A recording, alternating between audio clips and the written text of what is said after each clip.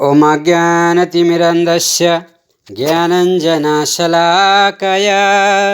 चक्षुरुन्मिलितं येन तस्मै श्रीगुरुवे नमः। श्रीचैतन्यमनोभीष्टं स्थापितं येन भूतले स्वयं रूपकदा मायं ददाति सम्पदन्तिकं। वन्देऽहं श्रीगुरु श्रीयुतपदकमलं श्रीगुरुं वैष्णवंश्च। श्रीरूपं सागरजातं सागररघुनाथं वितं तं सजीवं साद्वैतं सावधूतं परिजनसहितं श्रीकृष्णचैतन्यदेवं। श्रीराधाकृष्णपादं सागरललिता श्रीविशाखान्वितं च। हे कृष्ण करुणा सिन्धु दीनबन्धु जगत्पते गोपेश गोपिकान्त राधाकान्त नमस्तुते। तप्त काञ्चन गौराङ्गे राधे वृन्दावनेश्वरी वृषभानुसुते देवी प्रणमामि हरिप्रिये। वाञ्छकल्पतरुभ्यश्च कृपासिन्धुभ्येव च पतितानं पावनेभ्यो वैष्णवेभ्यो नमो नमः। जय श्री कृष्ण चैतन्य प्रभु नित्यानंद श्री अद्वैत गदाधर श्रीवासादि गौरभक्तवृंद। हरे कृष्ण कृष्ण कृष्ण हरे हरे हरे राम राम राम हरे हरे। हरे कृष्ण कृष्ण कृष्ण हरे हरे हरे राम राम राम हरे हरे।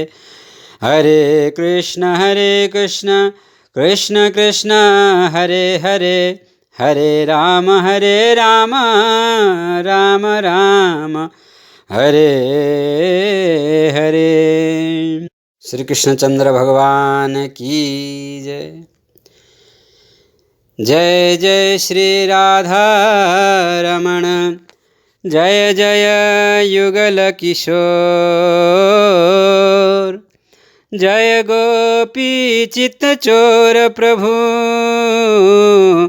जय जय माखन चोर। परम मंगलमय परात्पर अखिलेश्वर अकारण करुणा वरुणालय भक्तवांच कल्पतरु तरुंदको पीताम्बरधारी श्री बालकृष्ण लाल को वाङ्मय प्रतिमूर्ति श्रीमद् भागवत महापुराण। हरे कृष्ण।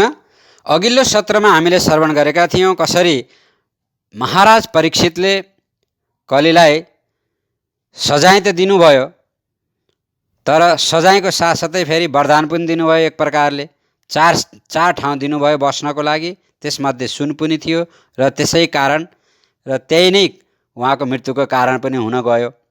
र समीक ऋषिका छोरा ऋषि श्रृङ्गीले उहाँलाई 7 दिनमा मर्ने श्राप दिनुभयो। त्यसपछि उहाँले राजपाट छोडेर आफ्नो छोरालाई जन्मेजयलाई राजगद्दीमा बसालेर जेठो छोरो जन्मेजयलाई राजा बनाइदिनु भयो र प्रजालाई प्रणाम गर्नुभयो र वनतिर लाग्नुभयो भन्ने प्रसङ्ग हामीले सुनेका थियौँ, श्रवण गरेका थियौँ। र त्यसपछि यो हल्लाखोर चाहिँ नि यति तीव्र गतिमा फैलियो कि बडा सन्तहरू ऋषिहरू मुनिहरू सबै जो चाहिँ नि हिमालयका कुना काप्चामा बसेर तपस्या गरेका थिए उनीहरूको शुद्ध तपस्या भङ्ग भयो र एक एक गरेर सबै उहाँलाई भेट्न आउनुभयो। त्यही भनिएको छ कि वशिष्ठजी, पराशर मुनि, वेदव्यासी, अत्रि, विश्वामित्रजी, चावन, अरिष्टनेमी, भृगुमुनि, अंगिरा मुनि, परशुराम जी, मेघातिथि, देवल, असित, व्यास, भरद्वाज, गौतम, पिप्पलाद, मैत्रेय मुनि, औरव मुनि, अगस्त्य मुनि, देवर्षि नारद इत्यादि बडा बडा सन्तहरू महात्माहरू त्यहाँ आउनुभयो राजा परीक्षितलाई भेट्नको लागि। उहाँहरू बाहेक अरू पनि ऋषिमुनिहरू लाखौँ सङ्ख्यामा चाहिँ एक एक गरेर त्यहाँ भरिए। र त्यसै क्रममा सुखदेवजी महाराज जो तपस्या गरिरहनु भएको थियो, समाधिमा हुनुहुन्थ्यो, उहाँको शुद्ध समाधि भङ्ग भयो र सुखदेवजीको मनमा पनि परीक्षित थिमजाम भन्ने चाहिँ एउटा भावना जाग्यो, आयो र मनले उहाँलाई पुस गरिरह्यो, धक्का दिइरह्यो र उहाँ सुखदेवजी महाराज पनि त्यही स्थानमा परीक्षित महाराज बसेको स्थानमा टुप्लुक आइपुग्नुभयो। सुखदेवजी महाराजलाई देखेपछि सबै सन्तहरू, महात्माहरू, महाऋषिहरू, ब्रह्म ऋषिहरू सबै उठेर स्वागत गरे, सम्मान गरे र महाराज परीक्षितले पनि सम्मान गर्नुभयो। हेर्नुहोस्, अहिलेसम्म जुन हामीले सुनिरहेका थियौँ त्यो भागवतको भूमिका थियो। भागवतको मूल सत्सङ्ग तब सुरु हुन्छ जब सुखदेवजी महाराज व्यास गद्दीमा आएर बस्नुहुन्छ। अब भगवान सुखदेवजी महाराज व्यास गद्दीमा बस्दै हुनुहुन्छ, राजा परीक्षितले उहाँलाई व्यास गद्दीमा बसाल्दै हुनुहुन्छ। त्यसैले हामीले पनि मनमनै सुखदेवजी महाराजको पूजा गरौँ।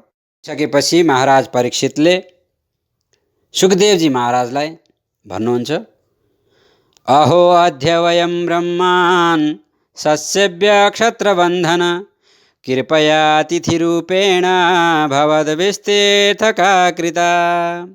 हे ब्राह्मणदेव, हजुर नबोलाइकन कृपा गरेर यहाँ मेरो अतिथिको रूपमा उपस्थित भएर हामी सबैको लागि तीर्थस्थल बनाएर हामीलाई पवित्र बनाउनुभयो। हजुरको कृपाले म जस्तो अयोग्य राजाले पनि भक्तको सेवा गर्ने सौभाग्य प्राप्त भयो। हजुर महान सन्तहरूको र भक्तहरूको गुरु हुनुहुन्छ। त्यसैले मेरो हजुरसँग प्रार्थना छ कि हजुरले सबैजनाको लागि र विशेष गरी जुन मरणासनमा छन् उसको कर्तव्य के हो, के सुन्नुपर्छ, के जप्नुपर्छ, कुन कार्य गर्नुपर्छ, उसको स्मरण या भजन कीर्तन जप गर्नुपर्छ या के गर्नु हुँदैन, यी सबै कुराहरू हामीलाई सुनाउनुहोस्। अब भगवान सुखदेवजी महाराज परीक्षितको प्रश्नको उत्तर कति गजबले दिँदै हुनुहुन्छ। सुखदेवजीको बुवा अगाडि बस्नुभएको छ, हजुरबुवा पनि वृद्ध, हजुरबुवा पनि वृद्ध प्रपितामह, पितामह, प्रपितामह, प्रपितामह सबै उहाँ अगाडि नै बसेर सुन्नु भएको छ। नाति पनाति खनातिले अब सुनाउँदै हुनुहुन्छ अथवा खनातिले गरेको कथा श्रवण गर्नको लागि सबै उत्सुकता छन्, श्रवण गर्दै हुनुहुन्छ सबैले र अरू हजारौँ सन्तहरू पनि सुन्नलाई बस्नुभएको छ। हरे कृष्ण। भगवान सुखदेवजीले यहाँबाट अति नै राम्रो व्याख्या गर्नुहुन्छ र एउटा शब्द कति किम्तीको छ। राजर्षि परीक्षित बस्नुभएको छ, भगवान सुखदेवजी व्यास गद्दीमा हुनुहुन्छ र हजारौँ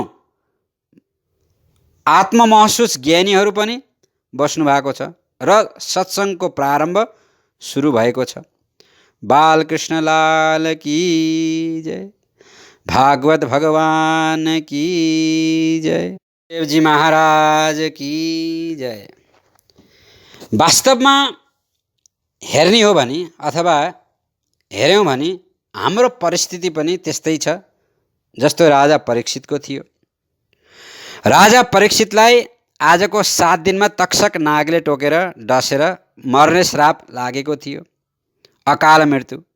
त्यसैले ठुला ठुला ऋषिमुनिहरू आउनुभएको छ, ज्ञानीहरू आउनुभएको छ, तर कसैले पनि यो निष्कर्ष निकाल्न सकेका थिएनन् कि परीक्षितलाई 7 दिनमा मोक्ष केले गराउन सकिन्छ, मोक्ष कसरी दिलाउन सकिन्छ, कसरी मिल्छ, कसरी मिल्न सक्छ भनेर। त्यति बेला अचानक परीक्षितको सभामा भगवान सुखदेवजी आउनुभएको, जसको उमेर केवल 16 वर्षको छ। हेर्नुहोस्, प्रलम्बबाहो समरोत समाहम, जसको लामा लामा हातहरू चौडाइ भएको ठुलो ठुलो फराकिलो छाती थियो र उहाँ ऊर्ध्वरेता ब्रह्मचारी ऋषि हुनुहुन्थ्यो।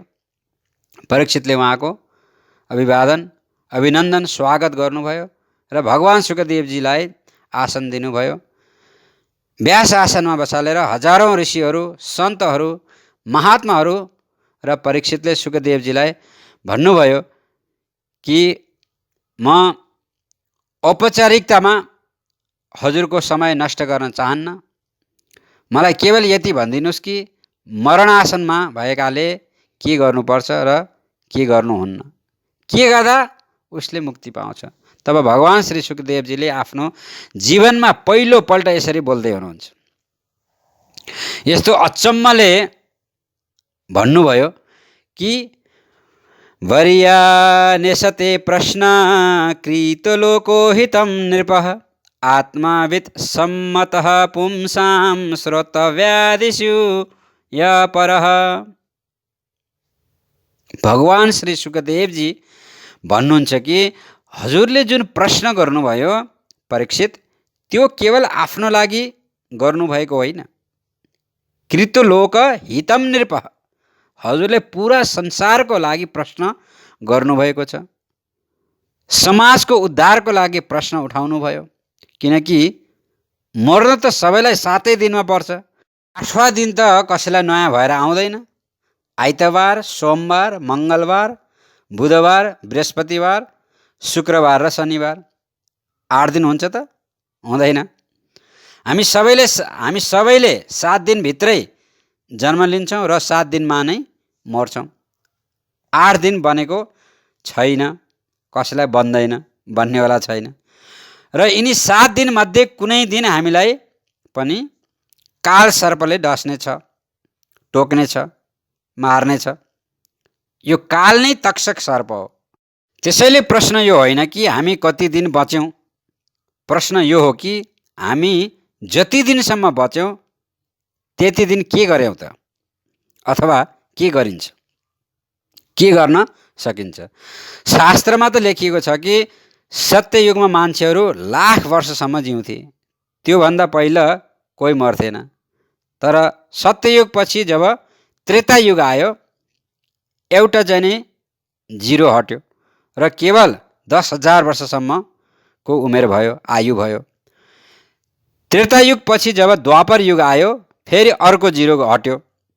त्यसैले द्वापर युगमा मान्छेहरूको आयु 1000 वर्षमा भयो अथवा 1000 वर्षमा झर्यो। र द्वापर युग पछि जब कलियुग आयो, अर्को जिरो फेरि घट्यो। त्यसैले 100 वर्ष भयो। त्यसैले वेदमा लेखिएको छ कि शतम जीवे शरद, आशीर्वाद दिँदा पनि शतम जीवेत भनेर हामीले आशीर्वाद दिन्छ नि। कलियुगमा मान्छेहरू कमसेकम 100 वर्ष बाँच्नुपर्छ। तर मलाई त यस्तो लाग्छ कि महाकलियुगसम्म त अर्को पनि जिरो हट्छ होला, अहिलेको वर्तमान परिस्थितिको हिसाबले निहारेर हेर्ने हो भने। किनकि अहिले 3 वर्षको बच्चाले चस्मा लगाएर हिँडेको देख्न सक्छन्। चस्माको सहारा बिना त्यो बाबुले देख्न सक्दैन। यो कलियुग नभए के हो त, भन्नुहोस् त। मैले त 16 वर्षको केटाको कपाल फुलेको पनि अथवा आधा कपाल झरेको पनि देखेको छु। यो कलियुग नभए के हो त। र 20-22 वर्षका युवा युवतीहरू डायबिटिज भएको पनि छ। डायबिटिज भएको समाचार पनि सुन्नमा पाइन्छ, यानि कि मधुमेह रोग भएको। र WHO यानि कि विश्व स्वास्थ्य केन्द्रको अनुसार त बच्चा बच्चीमा समेत देखिएको तथ्याङ्कले जनाउँछ। अचाल त सानै उमेरकालाई पनि हार्ट अट्याक अथवा हृदयघात भएको अथवा हृदयघात भएर मरेको सुन्न पनि पाइन्छ। भनेपछि यो सबै कलियुग नभए के हो त। 40 वर्षको पुग्दा त 90 वर्षको जस्तो देखिन्छ र 100 वर्ष बाँच्नेहरू त कमै हुन्छन्। जबकि हामीहरू 100 वर्ष बाँच्नु पर्ने यो सामान्य रूपमा हो र यदि हामी 100 वर्ष बच्यौँ भने पनि गर्छौँ के त? सुखदेवजी महाराज भन्नुहुन्छ कि श्रोत व्याधिनी राजेन्द्र नृणाम शान्ति सहस्रश अपश्यताम आत्मतत्त्वम गृहेषु गृहमेदिनम्। निद्रया ह्रियते नक्तम व्यावयेन च वावय दिवा चार्थे हया राजन कुटुम्ब भरणे नवा। 100 वर्षको उमेरमा 50 वर्ष त सुतेरै जान्छ। जान्छ कि जान? भन्नुहोस् त, जान्छ। कसरी जान्छ भन्दा 12 घण्टाको दिन र 12 घण्टाको रात्रि। जब राति हामी सुतेर बिउजन्छौँ भनेपछि 50% इमान्दारितापूर्वक निकाल्छौँ, काट्छौँ, हो कि होइन? जो दिनमा पनि सुत्छ अथवा सुत्ने गर्छन् त्यो त एक्स्ट्रा भयो। अब रह्यो 50 वर्ष बाँकी जीवन। 50 वर्षमा 25 वर्ष निक्लिन्छ श्रीमतीको आज्ञा पालनमा। उठ्नुहोस्, उठेँ, बस्नुहोस्, बसेँ, अघि हिँड्नुहोस्, हिँडेँ, फेरि बस्नुहोस्, बसेँ। श्रीमानको मेन स्विच नै श्रीमतीको हातमा रहन्छ। ल हेर्नुहोस् त, 25 वर्ष यसमा गयो। गोस्वामी तुलसीदासजी भन्नुहुन्छ कि ससुराल पियार भई जबसे रीप रूप कुटुम्ब भए तबसे। यानी कि ससुराली जब प्यारो बन्छ तब परिवारका सदस्यहरू शत्रुको रूपमा देखिन्छन्। रीप रूप कुटुम्ब भए तबसे अरे। वृन्दावनमा ब्रजवासीहरूले पनि भन्ने गर्दछन् कि ससुराल सुख की सार दीन दे चार। ससुराली सुखको सार हो अरे। जसको विवाह भएको छ त्यसलाई सोध्नु होला कतिको सुख हुन्छ। कोहीको त भन्नै परेन के हुन्छ के हुन्छ। त भन्ने गर्छन् कि ससुराली जाँदाखेरि 4 धाम गएको चाहिँ सुख प्राप्त हुन्छ, 4 धाम गए जस्तो सुख प्राप्त मिल्छ भनेर भन्ने पनि गर्छन्। हरे कृष्ण। तर सुखदेवजी महाराज भन्नुहुन्छ कि 25 वर्ष त पत्नीसँग र ससुरालीसँग मानै बित्यो। अब कति बाँकी रह्यो अथवा बच्यो त भन्दा 25 वर्ष। 25मा पनि कहिले छोराको विवाह अथवा छोराको बिहाको चिन्ता, कहिले छोरीको बिहाको चिन्ता, कहिले के को हडताल, कहिले परिवारमा झगडा, कहिले छिमेकीसितको झगडा, कहिले कोसित लडाइँ झगडा, कहिले शारीरिक कष्ट, कहिले के को कष्ट, कहिले के को टेन्सन, कहिले के को टेन्सन। अब कति रह्यो त? कति न कति, केही पनि बाँकी रहेन। जसरी आएको थियो त्यसरी नै गयो। सुखदेवजी महाराज भन्नुहुन्छ कि राजन, मरणासनमा भएको मान्छेको लागि अथवा मर्न लागेको मान्छेको मुक्तिको लागि केवल एउटा उपाय छ, त्यो हो श्वास श्वास पर कृष्ण भजे व्यर्थ श्वास न खोए न जाने आश्वास की आह्वान होई न होए। प्रत्येक सासमा कृष्णको चिन्तन गर्नु। जे गर्दा पनि जहाँ जाँदा पनि मैले कति मान्छेलाई चिनेको छु, देखेको छु कि जब तास खेल्न बस्छन् एक पाली अर्को पछि अर्को बाजी गरी 10 घण्टा, 12 घण्टा, 15 घण्टा निकाल्छन् मेरो पालो भनेर। र गल्तीले यदि तिनीहरू कथामा आएर बसिहाले भने पनि 3 घण्टामा 30 पाली चाहिँ उनीहरू घडी हेर्छन्। हरे कृष्ण। कहिले त भन्ने गर्छन् कि फलानाले कार्ड पठाएको थियो, सुपारी पठाएको थियो, निम्ता बोलाएको थियो, त्यसैले मुख देखाउनु भए पनि एक पाली एकछिनको लागि त जानुपर्छ, हामी आयौँ त्यसैले भन्छन्। अनि कुनै बहाना बनाएर निक्लिहाल्छन् या दायाँ बायाँ घुम्छन् र सुटुक्क निक्लिन्छन्। यस्ता पनि हुन्छन्। यस्ता पनि मैले मान्छे देखेको छु। कोही यसो कतै केही कार्यालय बोलाउने हो भने भेला त हुन्छन्, सबै आउँछन्, तर यताउति घुमेजिङ गर्छन् र सुटुक्क आँखा छलेर निक्लिहाल्छन् र कोही चाहिँ नि टल्टला घाममा पनि हिँडेर धेरै टाढाबाट पनि आउँछन्। खास गरी साधन नभएको ठाउँमा कथा सुरु हुनुभन्दा अगाडि नै आएर बस्छन् र कथा सकिएपछि मात्रै आरती भएपछि प्रसाद लिएर मात्र जान्छन्। यस्ता श्रद्धालु पनि हुन्छन्। कसैलाई तास खेल्नको रनको छ, कसैलाई फिल्म हेर्नको रनको छ, कसैलाई कमेडी हेर्नको रनको छ, कसैलाई फेसबुक चलाउनको रनको छ अथवा फेसबुक हेर्नको रनको छ, कसैलाई टिकटक चलाउनको रनको छ, कसैलाई केही न केहीको रनको छ। एउटी आमाले भन्ने गर्नुहुन्थ्यो, कहिलाई के को रनको, घर जमाइलाई खानाको रनको भन्नुहुन्थ्यो। त्यस्तै चाल सबैलाई केही न केहीको रनको छ। र कसैलाई यदि कसैको राम्रो दिन आएको रहेछ भने मापसी गर्नको रनको छ। फेरि कहिलाई के को रनको, कहिलाई के को रनको।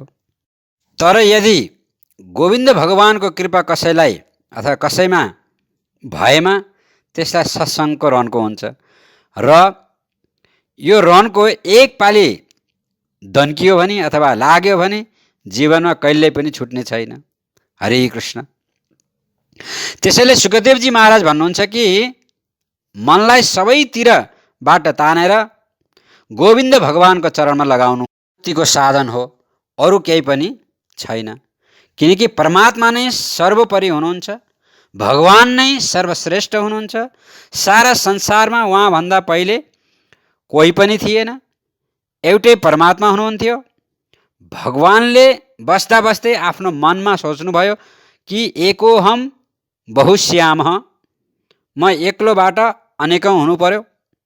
यानि सृष्टि गर्ने इच्छा भयो र उहाँको नाइटोबाट एउटा अति राम्रो कमलको फुल निक्लियो र त्यो कमलको फुल अनन्त आकाशमा गएर फक्रियो। त्यो कमलको फुलबाट विधाता ब्रह्माजीको जन्म भयो, यानि कि ब्रह्माजी प्रकट हुनुभयो। चतुर्मुखी ब्रह्मा प्रकट हुनुभयो। ब्रह्मा त प्रकट हुनुभयो, तर उहाँलाई थाहा भएन कि म कसरी कहाँबाट यहाँ आएँ भन्ने कुरो, मेरो जन्म कसरी भयो। र ब्रह्माजी कमलको नाली हुँदै तल आउनुभयो। अन्धकारै अन्धकार छ अनि फेरि माथि जानुहुन्छ। यसरी तल र माथि गर्दा गर्दा गर्दा गर्दा 100 वर्ष बित्यो, तर पनि ब्रह्माजीलाई थाहा भएन कि मेरो जन्म कसरी भयो, मेरो जन्मदाता को हो भनेर। तब ब्रह्माजीलाई 2टा वर्ण सुन्नमा आयो। 2टा वर्ण सुन्नमा आयो। स्पर्शेषु यत् षोडशमेकं विंशः निष्कञ्चनानां निर्पयद् धनं विदु। स्पर्श वर्णमा 16 को र 21 को वर्ण सुन्नुभयो आकाशबाट। कादयो मावा सदाम स्पर्श, कदेखि म सम्म जुन वर्ण छ त्यसलाई स्पर्श वर्ण भनिन्छ व्याकरणमा। क ख ग घ ङ च छ ज झ य ट ठ ड ढ अण त। स्वरमा पर्यो त र त थ द ध न प चाहिँ 21 मा पर्छ। त्यसैले भनिएको छ कि स्पर्शेषु यत् षोडशमेकं विंशम। 16 को र 21 को वर्ण ब्रह्माजीले सुन्नुभयो त प, यानि कि तपस्या गर्यो भने मलाई देख्न सक्छौ भनेर। तब ब्रह्माजीले कमलको फुलमा बसेर घोर तपस्या गर्नुभयो। भगवान श्रीमान नारायणको उहाँले दर्शन पाउनुभयो। भगवान ब्रह्माजीलाई दर्शन दिनुभयो भगवान नारायणले र विधाताको उपाधि अथवा नाम दिएर सृष्टि गर, अब मेरो आशीर्वाद छ भनेर भन्नुभयो। तब ब्रह्माजीले भन्नुभयो कि मलाई विधाता बनाउँदा अभिमान भयो भने मैले के गर्ने भगवान। भगवानले भन्नुभयो कि जब जीवलाई मेरो ज्ञान भयो भने अभिमान गर्दैनन्। परमात्माको स्थान अथवा परमात्माको जस्तो नाम ठाम सम्मान यदि जीवले पायो भने अथवा पायो भने पनि अहङ्कार हुँदैन, किनकि भगवानको ज्ञान छ उसमा। जस्तै कि उदाहरणको लागि ऊँट ऊँटले सोचेको हुन्छ कि मेरो नार सबैभन्दा अग्लो छ, तर पहाड मुनि जाँदाखेरि उसलाई लाग्छ कि म त केही पनि होइन छु। त्यस्तै जीवको साथमा ऐश्वर्य आउँदा अहङ्कारी तब हुन्छ जब परमात्माको ऐश्वर्यको ज्ञान हुँदैन। त्यसैले म तिमीलाई 4 श्लोकमा भागवतको उपदेश दिन्छु। त्यसैलाई चतुर्श्लोक भागवत भनिन्छ। ध्यान दिएर सुन्नुहोला। भगवानले स्वयं ब्रह्माजीलाई स्नेहपूर्वक भागवत सुनाउँदै हुनुहुन्छ। भगवान भन्दै हुनुहुन्छ कि अहमेव समेवाग्रे नान्यद् सदसत्परम् पश्चादहं यदि तश्च यो वशिष्येत सोऽस्म्यहम्। सृष्टि हुनुभन्दा पहिला केवल म मात्रै थिएँ। सृष्टि भएपछि म नै रहन्छु र सृष्टिको संहार भएपछि पनि म मात्रै रहन्छु। जस्तै हजुरले मलाई 1 किलाको सुनको इट्टा दिनुभयो, लौनुस् गुरुजी भनेर। मैले त्यसलाई सुधार्थीम लिएर बेरुवा औँठी बनाउनलाई लगाएँ, बाला बनाउन लगाएँ, कुण्डल बनाउन लगाएँ, सिख्री बनाउन लगाएँ, चुरा बनाउन लगाएँ र अरू धेरै अन्य गहनाहरू बनाउन दिएँ। अब हेर्नुहोस्, जुनसुकै नामको गहना भए तापनि वास्तवमा त सुनै हो। तर तपाईँले सोद्धाखेरि भन्नुभयो यो के हो भनेर, तब मैले भन्छु कि यो चुरा हो। मैले यो सुन हो त भन्दिनँ। यो के हो त भन्दा बाला हो भन्छु। यो के हो त भन्दा अङ्गुठी हो भन्छु, इत्यादि। त्यही सुनको कति नाम हुन्छ। अब 2-3 वर्ष लगाएर अथवा 2-3 वर्ष लगाएपछि मेरो इच्छा मर्यो, लगाउन मन लागेन। अनि मैले के गरेँ, सबै गहनाहरूलाई ढिकीमा लगेर मजाले कुटेँ। त्यसपछि चुरा पनि सकियो, अङ्गुठी पनि सकियो, सिख्री पनि सकियो, बाला पनि सकियो। सबै गहनाहरू जे नामका बनेका थिए सबै सकियो। बाँकी रह्यो के त भन्दा सुन। गहना बन्नु अगाडि पनि सुनै थियो, गहना बन्दा पनि सुनै थियो र गहना बनेपछि पनि सुनै रह्यो, अथवा गहना बिग्रिसकेपछि पनि सुन मात्रै रह्यो। जतिसुकै नाम भए तापनि त्यस्तै सृष्टि हुनुभन्दा अगाडि पनि परमात्मा हुनुहुन्थ्यो, सृष्टि भएपछि पनि भगवान सबैमा विद्यमान हुनुहुन्छ र सृष्टिको संहारपछि पनि भगवान नै रहनुहुन्छ। यसको पुष्टि भागवत गीतामा भनिएको छ। र कबीरदासजी पनि भन्नुहुन्छ कि सब घट में सहाइया खाली घटना कोही बलिहारी उन घटना की जा घट पर घट होई। र भगवान श्रीकृष्णले भागवत गीतामा भन्नुहुन्छ कि ईश्वर सर्वभूतानां हृदयेश्वर जुन तिष्ठति भ्रामयन् सर्वभूतानि यन्त्र रूढानि मायया। र दोस्रो श्लोकमा चाहिँ नि भगवानले भन्नुहुन्छ, जुन चतुर्श्लोक मध्येबाट अब यो दोस्रो श्लोक हो। ऋतेर्थम यत् प्रतीयेत न प्रतीयेत चात्मनि तद्विध्याद आत्मनो मायं यथा भासो यथा तमः। यो दोस्रो चतुर्श्लोक मध्येको दोस्रो श्लोक हो। भगवान भन्नुहुन्छ कि जुन कुरा छैन तर पनि जबरजस्ती देखिन्छ र कुनै कुरा हुँदा पनि देखिँदैन, त्यसलाई मेरो माया सम्झनु। एउटा गाउँको केटा पढाइ गर्ने क्रममा एउटी केटीलाई रुचाएछ, तर एकतर्फी माया भएकोले केटीले विवाहको प्रस्तावलाई अस्वीकार गरिछन्। त्यसले गर्दा केटाले पङ्खामा झुन्डिएर शरीरको त्याग गरेको रहेछ। तर त्यहाँ सबैले केटाले आत्महत्या गर्यो भनेर हल्ला गरेका थिए। आत्माको हत्या त कहिल्यै हुनै सक्दैन, त्यो त शरीरको हत्या पो थियो त। जुन आत्माको हत्या कहिल्यै हुँदैन, जुन आत्मालाई कुनै कष्ट हुँदैन, तर पनि हामीहरूले कुरै कुरामा भन्ने गर्दछौँ कि आत्मालाई कष्ट भयो, आत्मा रोयो। तर जुन आत्मा अमर नित्य शाश्वत छ यो हुँदा पनि देखिँदैन। भगवान भन्नुहुन्छ कि यो नै मेरो माया हो, यो नै मेरो मायाको रूप हो। र म कसरी रहन्छु भन्दा अर्को श्लोकमा भन्नुहुन्छ, यो चतुर्थ श्लोकका मध्येबाट तेस्रो श्लोक हो, जसमा भन्नुहुन्छ कि यथा महन्ति भूतानि भूतेषु च्यावन चेस्वनु प्रविष्टान्यः प्रविष्टानि तथा तेषु न तेस्वयम्। भगवान भन्नुहुन्छ कि जस्तै पृथ्वी, जल, अग्नि, वायु, आकाश यी जुन 5 तत्त्वहरू छन्, यस सम्बन्धमा रामायणको एउटा चौपाइमा पनि भनिएको छ कि क्षिति जल पावक गगन समीर पंच रचित अधम शरीर। यी 5 तत्त्वले हाम्रो शरीर बन्दछ। त्यस अर्थमा पृथ्वी, जल, अग्नि, वायु र आकाश हाम्रो शरीरमा विद्यमान छन्। तर शरीरमा हुँदाहुँदै पनि पृथ्वी अलग पनि छ, पानी अलग पनि छ, वायु पनि अलग छ र आगो पनि अलग छ र आकाश पनि अलग छ। यसको मतलब यो हो कि तत्त्वले हामी बनेका छौँ अथवा 5 तत्त्व हामीमा छन्, त्यसैले उनीहरू अलग हुन सक्दैनन्। हामीमा 5 तत्त्व भएर पनि अलग छन्।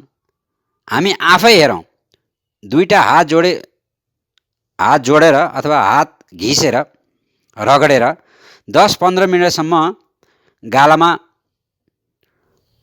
लगाएर राखौँ अथवा हात घोटेको घोटै गरेर दुईटा हात घोट्ने हो भने अनि 10-15 मिनटपछि गालामा लगाएर राख्ने हो भने गालामा पोल्छ। हामीभित्र पानी पनि छ, सानातिना कुराले पनि तप आँसु झर्छ। यी सबै तत्त्वहरू हामीमा छन् र पनि अलग छन् र अलग हुँदाहुँदै पनि हामीमा छन्। यस प्रकार ब्रह्माजी म सबैमा रहेर पनि अलग छु र अलग भएर पनि सबैमा विराजमान छु।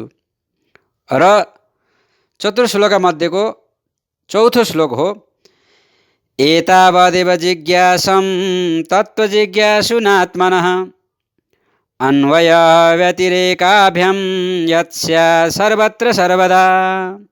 भगवान भन्नुहुन्छ कि आत्मतत्त्वको जिज्ञासुलाई केवल यो बुझ्न पर्याप्त छ कि अन्वयम र व्यतिरेकले जुन सर्वत्र विद्यमान रहनुहुन्छ त्यही चिन्मय शाश्वत आत्मा हुनुहुन्छ, जुन परमात्माकै स्वरूप हुनुहुन्छ, त्यसैको नाम भागवत धर्म। यसैलाई परीक्षित महाराज भागवत धर्म मान्नुहुन्छ। त्यसैले कुनै अनिर्वाचनीय जसको बयान गर्न सकिन्न जुन परमात्मा हुनुहुन्छ, संसारको अधिष्ठान सत्व जसको द्वारा चलिरहेको छ, चलिरहन्छ, उनैको स्मरण गर्नु, उनैमा मन लगाउनु यही मुक्तिको साधन हो। अरू कुनै पनि साधन छैन। राजाले सोध्नुभयो, भागवत धर्मको परिभाषा के हो महाराज भनेर। वास्तवमा भागवत धर्म केलाई भनिन्छ त? तब सुखदेवजी भन्नुहुन्छ, के भन्नुहुन्छ त भन्दा भागवतः प्रोक्तम भागवतम। सिधा अर्थमा भन्नुपर्दा भगवानको जुन भक्त हुन्छ त्यो भागवत हो। भगवानको शुद्ध भक्त नै भागवत हो। भगवानको जुन प्रेमी छ त्यो भागवत हो। भगवानको जुन मन्दिर छ त्यो भागवत हो। भगवानको जुन उपदेश छ त्यो भागवत हो। भगवानको जुन निवास छ त्यो भागवत हो। जो भगवानसित सम्बन्धित छ त्यो भागवत हो। भगवतः इदं भागवतम, भगवतः प्रोक्तम भागवतम, भगवत सेदम भागवतम। र भगवान कसले छिटो पाउन सक्छ त परीक्षित भन्दा, परीक्षित भन्नुहुन्छ जसले दिनमा 5 चोटि नुहाउँछ सायद त्यसले पाउला। सुखदेवजीले त भन्नुभयो कि नुहाएर भगवान पाउने भए जाडो महिनामा वनमा बस्ने आदिवासीहरूले त 3-4 महिनासम्म नुहाउँदैनन्, तर पनि भगवान रामले दर्शन दिनुभएको थियो निषाद राजलाई। त्यसकारण 3-4 चोटि नुहाउँदैमा भगवानले अथवा भगवानलाई पाउन सकिँदैन, त्यो आवश्यकता छैन। बुढेसकालमा 84 पुगेपछि पाइएला भनियो भने ध्रुव केवल 5 वर्षका हुनुहुन्थ्यो। पढे लेखेकाले पाउलान्, जसले डबल एमए पिएचडी गरेका छन् भनियो भने गजेन्द्र जस्तो हात्ती जुन थियो उसले पढे लेखेकै थिएन। गजेन्द्रले भगवानलाई बोलायो अनि भगवान आउनुभयो। सूरदासजीको भनाइअनुसार गजेन्द्रले भगवानको पूरा नाम पनि लिएका थिएनन्। गो भन्दा नै उनको रक्षा भएको थियो, बिन्द त पछि भने। त्यसैले यो कुराको पनि स्पष्ट भयो कि धेरै पढ्दैमा या ठुला ठुला डिग्रीहरू हासिल गर्दैमा भगवानलाई पाउन सकिन्छ, त्यो कुनै आवश्यकता छैन।